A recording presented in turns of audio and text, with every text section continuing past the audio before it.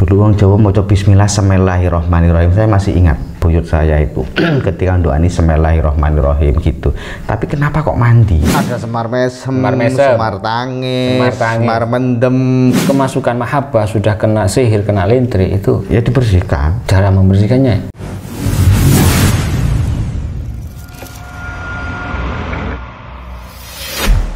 Sugeng Wilujeng Kiai kan. Wilujeng. Gak lucu kan, gak koyo mau pisan. Wis ganti acara, malah gak lucu. Pertama pembukaan itu lucu, sekira tapi isine gak lucu ngono lho. Sugeng Wilujeng. Sugeng rawuh. Sugeng rawuh. Oh, Sugeng rawuh iki selamat datang. Iya kan, selamat datang. Sugeng rawuh di channel SRA. Kali ini SRA akan membahas tentang masalah yang terkait dengan orang Jawa kan. Kayak iya makanya kok gue kelambi menggunakan kelambi. Aku takon bahasa Jawa sih lah. Nyapu gue kelambi Jawa. Karena saya siji aku ya wong Jawa, cuma si pindone kepingin ngiling-ngiling tindak lampai wong Jawa. Oh. Sebelum ini kan ada beberapa viral fotonya Kiai itu yang mengenakan baju apa namanya? Surjan. Baju surjan ini dipakai oleh Kiai Imron. Nah, ini kok tiba-tiba pakai baju ini, saya iri gitu loh. Nah, ada apa dengan baju ini? Ya saya juga tidak tahu, tapi ketika saya melihat baju ini kok langsung kepingin gitu. Akhirnya saya beli. Padahal belinya tidak tahu. Maksudnya sama Kiai beli dulu apa? Kiai viral dulu video apa? Fotonya Kiai itu viral dulu atau beli dulu? Setelah lebaran kan Kiai itu. Saya kan puasa sudah pakai ini waktu di sini. Wah, ini robitonya yang nyambung. Jadi berarti mungkin bersamaan ya waktu puasa itu Kiai dapat apa namanya punya baju itu? Tidak tahu, sama-sama tidak tahu. Ya saya tahu. Mungkin ketepaan. Iya. Nah, namanya robito itu tidak ada yang ketepaan, deh. Iya ketepaan. Ya digawe tepak lah. Makanya di situ kan ada kodok dan kodaran gitu. Jangan membahas ke situ sih. Ojo ada ketauhid, kita nanti kejawennya dulu. Lah, ini terkaitan dengan orang Jawa toh. Oh Jawa itu dengan tauhid kental kan? Kental kata orang Jawa itu dengan tauhid. Loh kok bisa? Nah ini apa perbedaan? Kenapa? Makanya kan setiap sesuatu lain tempat itu lain keadaan. Sesuatu lain tempat lain keadaan. Terus lain waktu lain tempat lain keadaan. Ini sudah tiga ini contoh ya. Ketika ono wong meteng arek cilik ndase ndukur iku cilik jirine nyungsang. Ya ta? Ketika ono meteng baru ndase arek cilik karo ndukur nyungsang, sing bener ndase nang ngisor. Oh iya ya. Tempatnya lain. Ketika sudah lahir, lo justru ndase nang ngisor iku sendara nyungsang kaya wedi lungguh ngene, normal. Tidak. Ya oke. Terus hubungannya dengan yang terakhir. Apa? Ketika ono pengumuman di masjid innalillahi ya ojo dilungguhno ketika dikubur ya harus dianu kan gak sesuai ya, makanya lain tempat lain waktu lain keadaan kan podo. Ini hubungannya erat sekali dengan akidah ya. Ya iya keren. Ini kita bahas akidah tentang kejawen ini. Jadi kan ada satu patah kata itu ajining rogo soko busono. Berarti rogone saiki saya itu tidak meninggalkan Busono Jawa. Oh, Busono. Busono kan ono bahasa Jawa Busono. Apa Busono? Rasukan. Yo, tapi kan bahasanya kurang, wong kan gak penasaran lho, apa Busono? Akhirnya wong kan apa golek-golek di Google, apa sih Busono kan ngono. Nanti golek pekerjaan di wong dan menjadi PN wong kan. Silakan cari di Google Busono. Nanti kelirunya Pak Sono kan, Busono Pak Sono. Ajining rogo soko busono. Ini tidak ada kaitannya dengan rogo sumo ya? Nah, oh yo, enggak ada lah. Enggak ada ya, karena bahasnya rogo, enggak ada ya. Enggak. Oke, kita kembali tadi ke tauhid tadi. Orang Jawa apa hubungannya dengan tauhid tadi? Kok iso lain tempat, lain waktu? Ini kaitannya apa dengan akidah? Adatnya di Arab seperti ini, adatnya di Jawa seperti ini. Apa juga ada kaitannya seperti itu? Orang Jawa, kalau orang Jawa dulu, kenapa orang Jawa dulu itu istilahnya mandi-mandi? Dulu bacaan dalam segi Al-Quran tidak ada yang fasih. Kalau sekarang anak kecil saja sudah fasih. Dulu orang Jawa mau bismillah bismillahirrahmanirrahim. Saya masih ingat buyut saya itu ketika doa ini Bismillahirrahmanirrahim gitu. Tapi kenapa kok mandi? Orang Jawa dulu karena memang tauhidnya, keyakinannya kepada Allah betul-betul terjaga. Di samping itu maksiat zaman dulu itu tidak seperti sekarang ini. Kalau dulu orang kayak gini, istilahnya nunduk ke jalan-jalan nunduk, itu memang benar orang tawaduk. Sekarang orang nunduk itu bukan tawaduk karena ada HP ini. Nah ini. Gini ya? Iya, lihat khusyuk. Padahal di situ kan bisa dilihat Quran bisa, kitab bisa, maksiat bisa kan gitu. Oh ya, saya kira yang dibahas maksiatnya, tapi Qurannya dulu yang didulukan. Ini. Ya. Seperti itu. Oh, berarti sekarang faktornya adalah faktor maksiatnya. Ya, maksiat itu tidak perlu kita keluar kemana-mana, di rumah saja kita diam juga ada maksiat kan gitu. Tergantung penggunaan kita. Berarti sekarang ada kejawen lah. Kejawen itu ibaratnya tadi masalah doa yang apa ini mustajabah itu karena apa kan? Bismillahirrahmanirrahim. Apa kayak itu yang baca banyak ya kayu ya hayu ya koyum ya kayuku ya kayumu itu ya karena mantep juga ikut arahan dari orang yang sesuai kan gitu. Kalau sekarang semuanya ya dia tidak menafikan karena memang pada akhir, makanya biasakan pesannya ulama, pesannya itu dalam apa, jangan kau didik anakmu seperti ketika pada waktu kamu dididik dulu, karena lain waktu kan. Kalau kita zaman dulu kita kan ini tidak begitu ada. Tidak ada lah.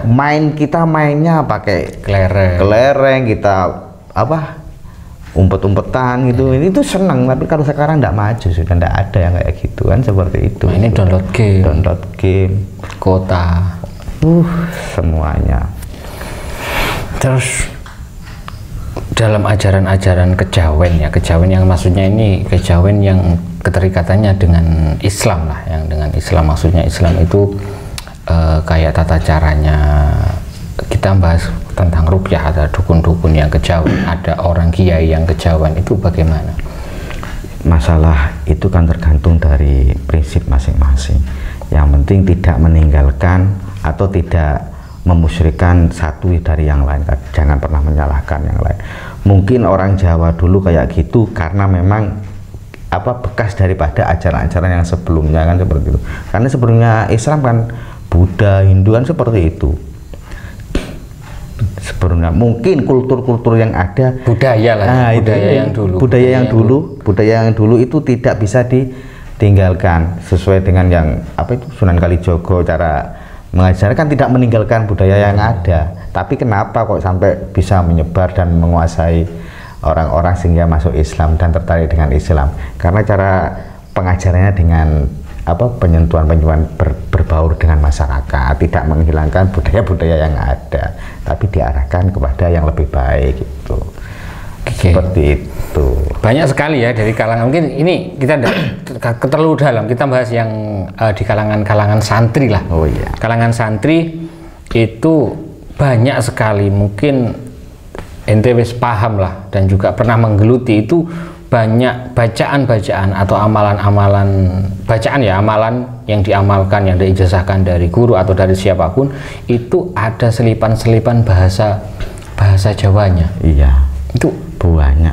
Itu bagaimana menurut pandangan? Ya enggak apa-apa, karena kebanyakan Jawa itu yang diambil meskipun bahasa Jawa itu adalah kambilan dari Al-Quran. Sebagaimana kan ada kidung kacer dalam bahasa istilah Jawa, itu kan diambil dari kata-kata surat Al-Hasyr kan gitu. Karena orang Jawa enggak bisa, akhirnya kacer kan gitu. Padahal yang dibaca sebagaimana apa itu Mbah Marijan dulu ketika Gunung apa ya Merapi dah. Gunung Merapi mau meletus pasti Mbah Marijan baca kidung kacer. Karena dalam surat Al-Hasyr itu di situ ada ayat Lau Anzalna itu kan. Itu Lau Anzalna yang ketika diturunkan gunung pun tidak sanggup. Akhirnya ketika dibacakan itu gunung pun takut, tidak jadi meletus kan gitu. Wow, ini baru saya tahu ini. Wow, ini orang Jawa katanya Jawa. Gitu. Kayak saya kan orang Jawa. Iki podcast enak bahasa Jawa gak soalnya akeh wong Kalimantan, akeh wong Riau, ada dari HST, HSS. Jadi ini banyak yang tidak tahu bahasa Jawa. Ya, campuran. Mungkin mereka juga punya tradisi sendiri ya dengan amalan-amalannya. Pasti setiap daerah kan tidak sama. Adat terus amalan kan tidak sama, pasti tidak sama. Punya berarti. Inti amalan-amalan yang ada bahasa Jawanya punya? Banyak. Banyak. Pernah diamalkan? Alhamdulillah ya Pernah. Terus apa hasilnya dari itu yang sampean rasakan dulu? Ya sesuai dengan apa tujuannya. Oh gitu. Tujuannya apa dulu? Kalau dulu, zaman dulu itu yang banyak itu mahabbah. Mahabbah, orang dulu kan kayak gitu. Sebentar. Saya ini speechless ngomong mahabbah. Berarti dulu mantannya banyak ya? Ya meskipun tidak banyak ada. Jadi dulu. Untuk apa mahabbah itu maksudnya? Untuk menarik lawan jenis gitu. Ya kalau saya dulu itu orangnya kan gampang penasaran. Ketika dapat ini harus saya tes dulu, dapat harus dites terus kayak gitu. Setelah selesai ya sudah. Sukses maksudnya sampai ada yang berhasil. Iya alhamdulillah ketepatan diberi berhasil kan gitu. Berhasil. Apa maksudnya ketika sukses melakukan sebuah amalan itu sukses ya? Apa maksudnya? Apa yang didapatkan? Rasa senang itu, bangga. Iya, marem itu. Marem hati. Sekarang nggak diijazahkan secara umum. Enggak saya amalkan sudah. Kenapa? Karena dulu saya kan nggak ngerti kalau yang semacam mahabbah ilahir ternyata itu adalah sihir. Apa itu istilahnya sihir? Sama termasuk sihir. Sihir, makanya karena juga kita baca kayak gitu itu juga sebenarnya kita tidak pasrah kan, tetap nafsu. Ketika berkaitan dengan nafsu pasti di situ ada yang tidak positif lah yang ikut-ikut. Oke, sebentar. Dari situ saya potong. Ini meskipun ya bacaan mahabbah itu adalah bacaan Al-Quran, pada bahasanya itu isinya Al-Quran, itu bisa berdampak negatif juga. Iya pasti Pak. Padahal Al-Quran itu ya? Iya. Itu dari tujuannya. Oh gitu. Banyak orang yang sering baca Quran tapi karena tujuannya ingin, bukan karena lillah kan, memang kembalinya ya tujuannya lillah. Orang dulu itu ketika baca ya memang tujuannya ya minta bantuan kepada Allah kan gitu. Baca bismillah. Kadang orang dulu ketika kemana-mana bawa wadah seperti kendil, ketika meludah dia masukkan itu karena takut ketika diinjak orang bisa kakinya sakit kan gitu. Kalau orang dulu kan mandi memang mandi pengucap kayak gitu. Pemanti pengucap. Iya, mandi pengucap orang Jawa dulu itu kayak gitu. Di antaranya itu sudah orangnya ya yakin tauhidnya orang dulu itu memang gawat. Beda dengan sekarang dan prosesnya juga sulit. Dulu cara belajar Al-Qur'an aja kan baba tata kan gitu. Sekarang alif jaber alif kasroi seperti itu. Kalau sekarang itu belum, istilahnya manusia sekarang itu belum waktunya sudah pada tingkatan yang lebih atas. Anak kecil sekarang sudah baca Quran. Kalau zaman dulu kan masih belum bisa anak segitu, masih main kan gitu. Orang tua aja belum bisa baca Quran. Anak kecil sudah bisa HP. HP mencari-cari anu. Kalau dulu kan sekelas dengan orang yang sudah S2, S-lontong, S3 kan gitu. Iya. Berarti perkembangan zaman itu sangat berpengaruh. Iya, berpengaruh. Oh, berarti tendensi ketahuidan di zaman sekarang itu sama dengan dulu itu menaik apa menurun? Iya, kalau masalah itu tergantung orang. Masing-masing ya. Iya. Ya tidak bisa mengglobalkan. Tapi lebih sulit dan sekarang itu istilahnya godaannya lebih besar daripada dulu. Kok bisa gitu? Kan sama-sama. Iya, karena juga diuji. Iya, ya sama, tapi kan nggak ada dunia digital ini, informasi dari luar kan nggak banyak yang tahu. Sekarang anak kecil sudah kayak gitu, informasi di televisi, di internet dilahiri kan. Lihat YouTube, lihat situs-situs. Ya, sebelum waktunya sudah tahu. Makanya itu dalam kitab fikih bab tentang balik itu mungkin tidak umur 9 tahun ya sekarang. Di bawah 9 tahun itu harus ada ijtihad baru mungkin. Balik sebelum waktunya. Terpaksa. Ada ijtihad. Ada ijtihad baru. Yang pernah diamalkan dan sukses itu seperti apa buktinya? Maksudnya kejadiannya? Iya, yang kita tuju itu datang. Iya. Dulu. Amalan apa itu? Iya biasa lah. Mahabbah. Iya rata-rata kan mahabbah. Nggak boleh disampaikan dulu. Nggak bisa. Apa? Nggak bisa. Nggak ada dijajahkan maksudnya kata kuncinya lah. Bendi golek ini Google. Kalau dulu itu kan ada Semar Mesem, Semar Tangis, Semar Mendem, Siti Mendem. Itu memang ada. Ada. Rawa Rontek, Pancasona kan kayak orang-orang dulu itu ada itu. Dulu. itu saya jangan kerawan ke yang semar-semarnya itu. Iya, ada. Memang ada dan itu sihir.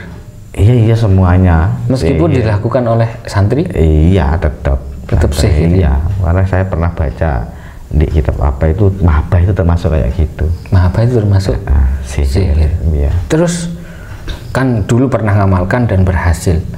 Ketika berhasil ya yang kepada target. Iya. Itu targetnya itu apa? Akhirnya selamanya akan ikut, maksudnya ya, waktu kejadian itu. Iya, pada waktu itu datang lah istilahnya. Terus sering ingin ketemu kan gitu, sudah maklum lah kayak gitu sudah. Beneran ini? Beneran. Dulu sekarang enggak sudah. Sekarang enggak. Kenapa? Kan eman itu kan bisa menambah penghasilan itu. Kan bisa kan. Iya sekarang cukup lah. Atau dibuka nanti jasa penerimaan pencarian jodoh. Sekarang takut kalau sekarang. Kenapa? Kan enak toh, maksudnya cari golek, maksudnya untuk iya, mencari. Takutnya itu takut menyakiti yang sudah ada. Bukan, maksudnya itu apa enggak membantu orang lain. Kan bisa untuk membantu orang lain. Sekarang itu enggak butuh kayak gitu. Yang dibutuhkan itu sekarang heng-hengan gitu sudah katut. iya, tapi kan banyak orang yang masih percaya tentang lentrik lah Pak. Iya. Kan umpama orang ingin menikah itu kan bukan membantu itu. Ya, membantu sebenarnya tapi buat apa?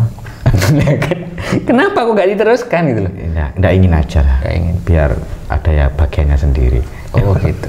Ya namanya asli kembali ke sihir tadi. Iya. Apapun itu ya tetap sihir. Iya iyalah. Dan itu bisa berarti kan pernah mengamalkan, pernah sukses. Dan juga berarti tahu cara menangkalnya ini. Tobat.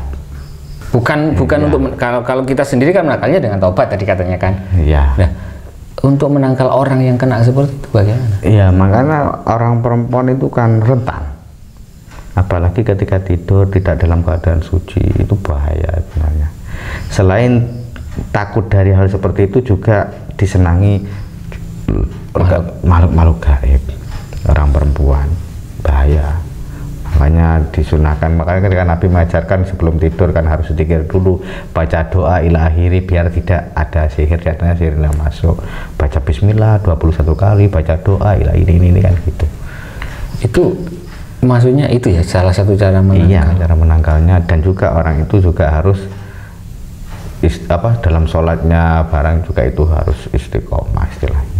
Kalau itu menangkal itu hasilnya sedia payung sebelum hujan ya. Kalau yang sudah kehujanan, yang sudah kemasukan mahabbah, sudah kena sihir, kena lentrik itu ya dibersihkan. Cara membersihkannya gimana? Apa? Iya tergantung dari orangnya masing-masing. Bisa ya? Di SRA bisa? Bisa. Oh bisa. Yang penting kan ada izinnya kan. Gitu. SRA membuka jasa pelepasan lentrik dan mahabbah karena di sini ada orang yang dulu ahli mahabbah sekarang sudah taubatan nasuha. Oke, nah kita bahas mahabbah dan lentrik lagi lah.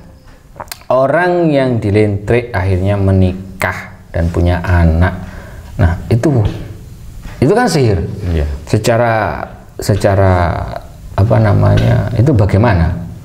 Kalau secara fikihnya kan namanya lentrik, namanya sihir kan sudah hukumnya itu dosa kan, haram dosa. Kan. Meskipun tidak sebesar yang kan ada tingkatan dosa yang tingkatannya itu ada. Oh ya, kalau kejadian seperti itu mulai dari sebelum melamar di di mahabbahi kemudian sampai menikah sampai punya anak itu bagaimana? Ya lihat tujuannya kan, tujuannya untuk apa? Kan nikah bagus apa enggak? Ya bagus. Lah ya sudah kan itu ikut yang bagus, malayatil wajibu ila bihi wajibun kan, ini sesuatu yang menjadi kesempurnaan perkara wajib ya wajib. Ketika kita sudah tidak bisa melupakan sholat, kita ingat itu toh, duh aku kudu kawin arek iki, aku akhirnya usaha minta kepada Allah lewat mahabbah, cuma jalannya saja akhirnya oleh Allah diijabah, menikah sudah sah kan, daripada tidak menikah terus tidak dibuat menikah kan lebih parah. Akhirnya zina itu. Iya. Cek, beda motor.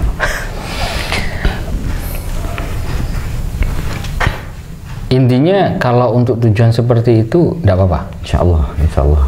Ya tetap aja, tapi yang lebih baik ya memang Secara natural. ya meskipun tidak natural. Kalau saya dulu mengarahkan gini, ketika ada anak perempuan, saya sering itu curhat, ada anak perempuan curhat, saya tidak suka dengan ini aja sudah, daripada sampean menolak, takutnya itu memang takdir sampean, makanya sampean doa aja kalau itu memang jodoh saya, berilah rasa cinta pada hati saya ya Allah gitu. Tapi ketika bukan jodoh saya, jauhkanlah dia dari hati saya gitu, dan juga di hari hatinya gitu. Itu banyak yang berhasil ya dengan doa kayak gitu. Tadi malam suruh sholat hajat itu, kalau tidak dulu ada 3 pada waktu itu, 3 anak perempuan yang minta saran, saya tidak suka gini ya doa aja kayak gitu sudah. Akhirnya Kebuka terus punya dapat solusi lah. Iya, dapat dilalah ya jodoh. Akhirnya suka gitu, sampai punya anak. Ada orangnya juga ada, tapi ya tidak usah disebutkan karena menyebut merek kan tidak bagus. Iya, tapi kalau menyebut nama boleh. Ya bentar. Ini kok di apa namanya? Kok sering didatangi perempuan ini, ceritanya gimana, Bos? Iya. Saya orangnya itu kan humble. Tidak tahu apa fair kepada siapapun. Ya tidak pernah menganggap diri dengan siapapun, saya itu selalu bukan punya kalau teman saya dulu meskipun mabuk itu biasa saya, tapi saya tidak ikut, yang penting bareng-bareng yang penting elok urunan guyupi lah, guyupi kayak gitu. Jadi yang curhat banyak, yang curhat biasa sudah, perempuan curhat laki-laki. Iya banyak. Tapi akhirnya dokternya ke situ ya. Oh berarti intinya mahabbah itu tetap diharamkan, tapi yang tidak diharamkan itu adalah bagaimana kita proses memintanya kepada Allah itu. Iya, itu kayak gitu. Ya tetap kan memang untuk ini astajib lakum kan gitu. Ini astajib lakum. Intinya dengan berdoa. Oke. Nah, itu kan yang tadi orang yang mau menikah sampai menikah. Nah, sekarang kebalikannya. Orang yang sudah menikah ada kemungkinan untuk pisah. Apa boleh dengan mantan seperti itu? Maksudnya? Menikah, punya anak, terus mari ngono ternyata di dalam pernikahannya ada masalah, terus kemudian yang berat itu sampai pisah dengan cara menggunakan mahabbah itu. Untuk kembali lagi. Untuk mengembalikan. Ya dilihat kebaikannya dengan bahayanya banyak mana.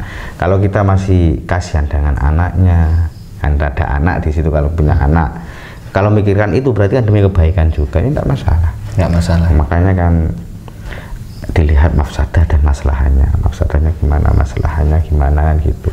Kebaikannya kalau lebih dominan banyak baiknya, lebih baik ya nggak masalah. Tujuannya kan bagus.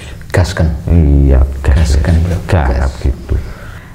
Semar, Petruk, Gareng kan gitu ya. Itu ada samir ilallah fatruk ilal bagho kan gitu. Maka meninggalkan cepat-cepat mendekatkan diri kepada Allah, meninggalkan perkara yang tidak berguna, itu sebenarnya gitu. Ulangi.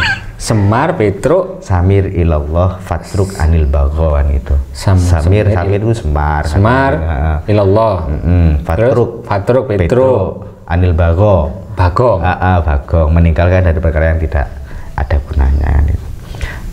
Mendekatkan diri pada Allah, meninggalkan perkara yang tidak gunanya. Orang Jawa kayak gitu dulu. Berarti ini bisa jadi itu ya? Nah, mungkin ini cuma yang saya ketahui kayak gitu. Aslinya saya juga tidak tahu. Ini juga tidak tahu apakah dulu tokoh itu benar ada atau fiktif atau memang, karena kan wallah alam, yang penting itu dampak positifnya bagi kita kan. Kalau kita berpikir ke situ kan lebih jadi dampak positif akhirnya. Seperti jimat jamus kalimah soto itu kan 2 kalimat syahadat. Ketika orang itu ingin kan harus menggunakan jamus kalimah soto, menggunakan baca syahadat dulu baru bisa masuk Islam. Prosesnya nanti sholat ilahiri kan orang Jawa kayak gitu. Nah sekarang persepsinya orang kalau kejawen itu identik dengan dukun, identik dengan hal-hal yang negatif. Padahal yang kita ceritakan tadi itu lebih banyak itu bagaimana? Karena kalau orang Jawa itu pegangannya ada kitab kering, ada kitab basah dulu kayak gitu. Maksudnya kering dan basah? Kitab kering, kitab aslinya yang memang ada tulisannya. Kalau kitab basah itu ucapan hikmah-hikmah yang terdapat pada orang yang memang dia itu sudah mendekatkan diri pada Allah. Makanya dikatakan kitab basah. Yang langsung keluar dari mulut kan lidah tidak pernah kering kan gitu. Makanya kitab basah. Seperti fatwa-fatwa yang bagus itu. Kayak gitu kalau orang dulu. Kalau hubungannya tadi itu dengan apa namanya persepsi orang, kan sekarang gini, ayo moro nang apa jenenge dukun-dukun kejawen. Nah, dukun kejawen itu akhirnya kan arahnya sudah negatif. Kan kalau yang dibahas kita itu positif kan, tentang tadi tentang Sunan Kalijogo, tentang Fatruk ilallah dan sebagainya. Itu ya memang apa yang membuat seperti itu ya? Ya kejawen kan karena memang dari bahasanya, mungkin kejawen itu kalau menurut sekarang itu kan asing kayaknya, padahal kadang orang Jawa, orang yang memang pegang-pegangan orang Jawa, cara ibadahnya juga tidak sama kadang. Jadi belum tentu yang kejawen itu kita musyrikkan, belum tentu ya. Tapi kan banyak oknum yang sudah, takutnya karena mereka itu kalau dulu kan ada istilahnya itu torekot apa mulamatiyah atau malmatiyah, itu adalah orang yang berpegang dengan torekot itu, dia itu ketika mau setelah berbuat baik diketahui oleh orang, pasti dia itu akan menutupinya dengan seolah-olah pekerjaan yang tidak baik. Seperti itu. Orang dulu banyak yang mastur kayak gitu. Torekot yang kayak gitu. Berarti menyembunyikan sejatinya itu bahwa dia itu benar-benar sudah sampai kepada Allah kan? Sebenarnya kayak gitu. Banyak yang terjadi kayak gitu. Tapi kalau sekarang itu banyak oknum yang tidak sampai, berpura-pura sampai. Nah itu. Akhirnya jadi memposisikan dirinya pada sesuatu yang dia itu sebenarnya tidak sampai pada situ, kan ini repot. Iya. Dia belum nyampe tapi seolah-olah sudah nyampe. Wah, saya mursyid, hahaha, gitu ya. Saya mursyid Halimi. Oke lah. Terus kita ini dulu kan dukun, ya tahu lah, dukun itu dampak apa namanya, karakternya itu sangat kita arahnya ke negatif. Nah sekarang banyak di sosial media ini itu banyak yang sekali membuat konten-konten yang semacam itu. Beranikah Anda menjawab? Ya kenapa enggak? Beranikah Anda menjawab?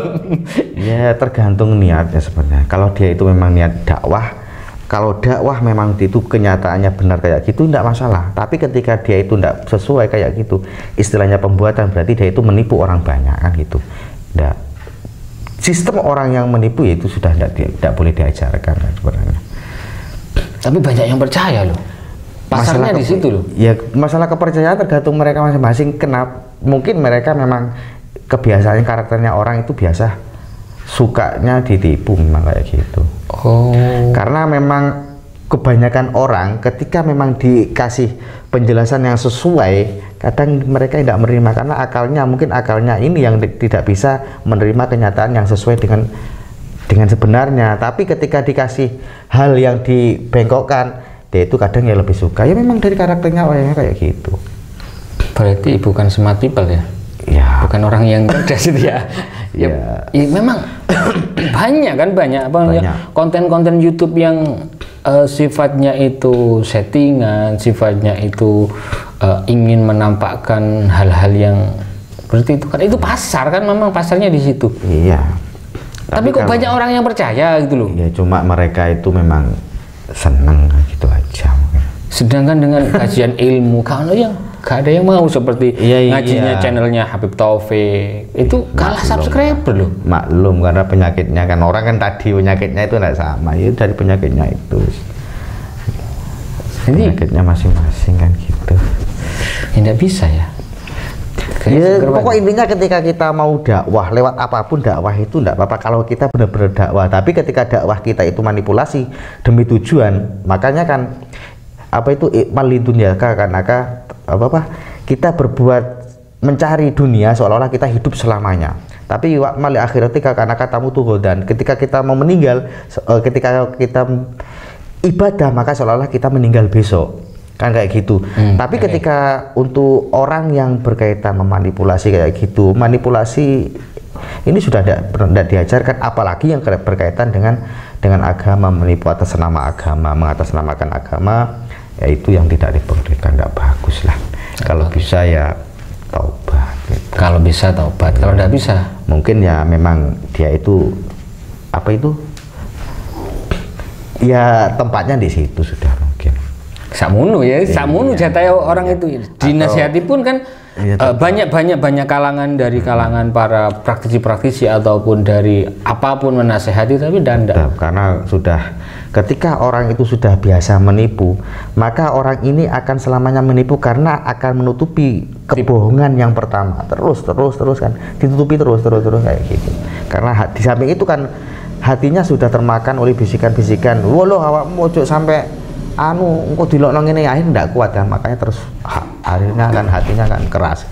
Makanya kan kolbun kosi itu ndak bisa diperingatkan kayak gitu sudah. Kecuali orang itu dapat hikmah atau dapat petunjuk kan. Ya, mudah-mudahan konten yang seperti itu segera bertaubat, segera Allah berikan hidayah kepada mereka semua lah, entah itu konten si A, si B, si C, kami tidak akan menyebutkan satu persatu karena itu akan menyebabkan channel kita nanti diblokir. Channel kita diblokir. Oke, saya tidak akan menyebutkan, tapi adalah satu, silahkan lihat, pernah saya posting di IG-nya ruqyahaswaja.id, itu ada channelnya di situ. Kami tidak menyebutkan nama, tapi kita cuma posting saja. Mungkin itu saja lah untuk hari ini. Ada lagi yang ditanyakan? Oh, saya yang nanya ya, balik nih tentang hijab. Mungkin tentang hijab ini bisa ngobrol lah dengan salah satu teman kita yang. Hijab itu intinya hijab semuanya bagus sudah. Yang tidak bagus ini pokoknya semuanya bacaan zikir itu bagus seperti hijab, apalagi hijab itu yang biasanya hijab itu yang larang itu para wali. Dan justru ketika kita berkeyakinan bahwa hizib ini lebih baik daripada hizib yang lain, ini yang tidak bagus, berarti kan menafikan, istilahnya mengasurkan wali yang lain. Kalau semuanya bagus sudah tidak ada. Oh ya, istilahnya gini, Mama, kita sudah mengamalkan Rotibul Atos, ada yang mengamalkan Rotibul Hadad, itu lebih canggih, lebih hikmahnya lebih banyak Rotibul Atos daripada Rotibul Hadad. Itu salah kan? Iya salah. Semuanya kan bagus, sama-sama wali. Iya, belum tentu orang yang mengatakan lebih bagusan ini, apakah bisa dia menciptakan, ataukah ketika dia itu membuat wirid yang kayak gitu tetap sambung ya bagi pembacanya kan gitu ya. Iya, enggak boleh, istilahnya enggak boleh, istilahnya membandingkan wali satu dengan iya. Semuanya intinya sama, tujuannya adalah taqarrub ilallah di situ kan. Itu intinya taqarrub ilallah.